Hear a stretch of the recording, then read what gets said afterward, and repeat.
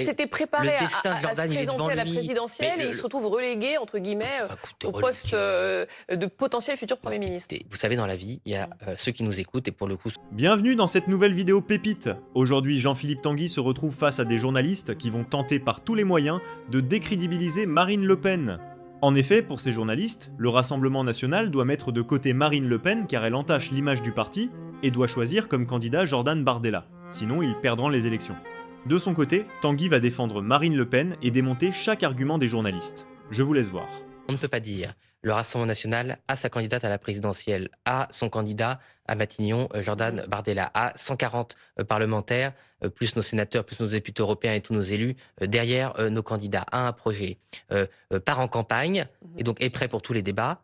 Et c'est parce que M. Attal n'est pas content, que M. Philippe n'est pas content, que M. Mélenchon n'est pas content, que c'est nous qui prenons en otage, je déteste ce terme parce qu'il y a des vrais otages dans la vie, prendre en otage une campagne présidentielle. Je veux dire, c'est eux qui paniquent parce qu'ils avaient un petit plan, savoir que Marine Le Pen serait empêchée par la justice, que ce petit plan ne fonctionne pas et qui sont en PLS. Mais sur l'argument de Jérôme Gage, je suis désolé pour eux, nous sommes prêts, on est opérationnels. Et si vous voulez parler de feuilleton, parce que c'est quand même pas très aimable. Il y a un feuilleton qui est quand même pas reluisant, c'est la candidature du Parti socialiste, parce que toutes les semaines on ne sait pas qui va être candidat, toutes les semaines on ne sait même pas comment vous allez choisir votre candidat. Semaine A, vous êtes avec M. Mélenchon, enfin pas vous, mais la direction du PS est avec M. Mélenchon. Vous êtes jamais avec M. Mélenchon. Je suis honnête.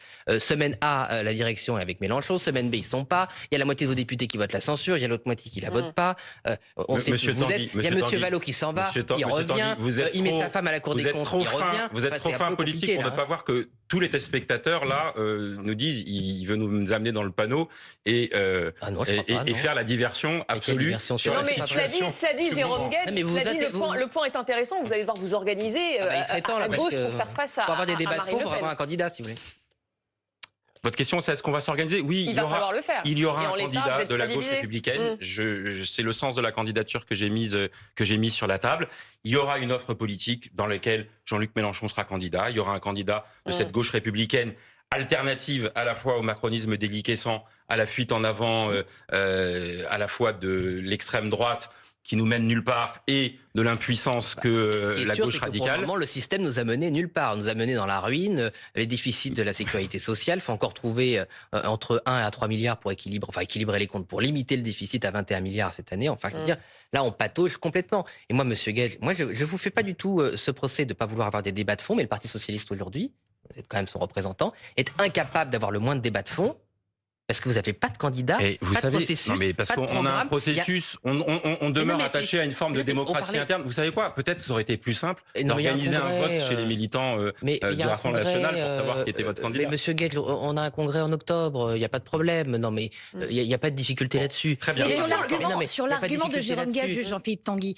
Oui, mais enfin, moi je veux bien l'argument de Jérôme Gage. Peu importe je veux bien qu'on dise qu'on doit les débats de fond, alors qu'il n'y a pas de candidat, pas de programme et donc pas de débat. Ça j'entends, mais sur... moi j'entends, les électeurs aussi vont sur la position que vous teniez du plan B comme Jordan Bardella. Est-ce que ce n'est pas une forme de défiance qui lui est faite aussi vis-à-vis de sa préparation et vis-à-vis du fait que l'issue de cela, c'est une candidature de Marine Le Pen? Écoutez, Madame Chantrey, vous êtes journaliste politique, j'ai beaucoup de défauts. Non, mais c'est pas contre vous du tout ce que je vais dire. J'ai plein de défauts, mais j'ai pas une double face. Donc, tout le monde sait que depuis la condamnation de Marine Le Pen, j'ai toujours tenu cette position, à savoir que Marine Le Pen pourrait être candidate, que Jordan Bardella... je reconnais cette constance. Que Jordan Bardella était un excellent Premier ministre et que ce binôme était une force. Voilà, donc évidemment, il y a des gens qui ont imaginé peut-être d'autres choses. On a la chance d'avoir Jordan Bardella qui s'est préparé et qui était prêt si Marine Le Pen était empêchée, mais tout est toujours très clair. Donc ça doit être un peu compliqué pour lui à gérer quand même. Mais pas du tout. Enfin, il s'était préparé à se présenter à la lui. présidentielle et il se retrouve relégué, entre guillemets, au poste de potentiel futur Premier ministre. Vous savez, dans la vie, il y a ceux qui nous écoutent, et pour le coup, ce sera peut-être notre seul point d'accord avec Jérôme Gage, les Françaises et les Français, ils ont des vrais problèmes.